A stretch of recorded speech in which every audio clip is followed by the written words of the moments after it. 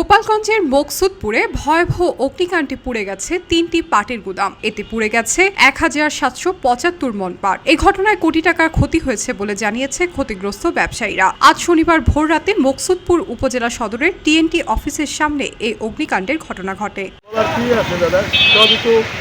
শেষ হয়ে গেছে, কি বলার আছে। প্রায় তারাইটের সময় হলো খবর পাইছি, আইসা শাটার খুলে দিছি। খুলে দেওয়ার পরে ফায়ার সার্ভিস আসছে। ফায়ার সার্ভিস আসার পরে তারা নিয়ন্ত্রণে করছে। এই তাছাড়া কী বলবো দাদা, বলার কি আছে। আমার যা সব কিছুই শেষ, ব্যবসা বাণিজ্য পুঁজি টাকা যা ছিল সবটাই মাল দেখা মাল সব শেষ। আনুমানিক এত সময় পাচ্ছি প্রায় ৮০ লক্ষ টাকা, ৫,০০০ টাকা মূল।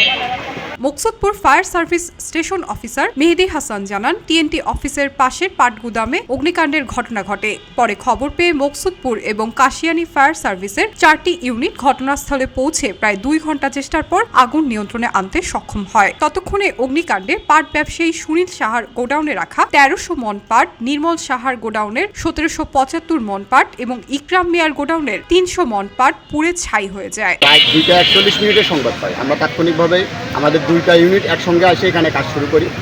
আগুনের গতিবেগটা বেশি থাকায় আমরা পরবর্তীতে কাশিয়ানী ফায়ার স্টেশনের 2টা ইউনিটের সহযোগিতা নিই। তাদের সঙ্গে করে নিয়ে মোটামুটি আমরা 30 থেকে 35 মিনিটের মধ্যে সম্পূর্ণ আগুন আমরা নিয়ন্ত্রণে আনি। এখন মোটামুটি আগুন সম্পূর্ণ নিয়ন্ত্রণে।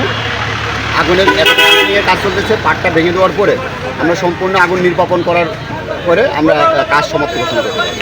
তিনি আরও জানান, কিভাবে আগুনের সূত্রপাত হয়েছে তার তদন্ত করা হচ্ছে। ক্ষয়ক্ষতির পরিমাণ নিরূপণে কাজ করা হচ্ছে। ধারণা করা হচ্ছে এই অগ্নিকাণ্ডে কোটি টাকার ক্ষয়ক্ষতি হয়েছে। এলো খবরের কাগজ, নিখাদ, নির্ভীক, নিরপেক্ষ।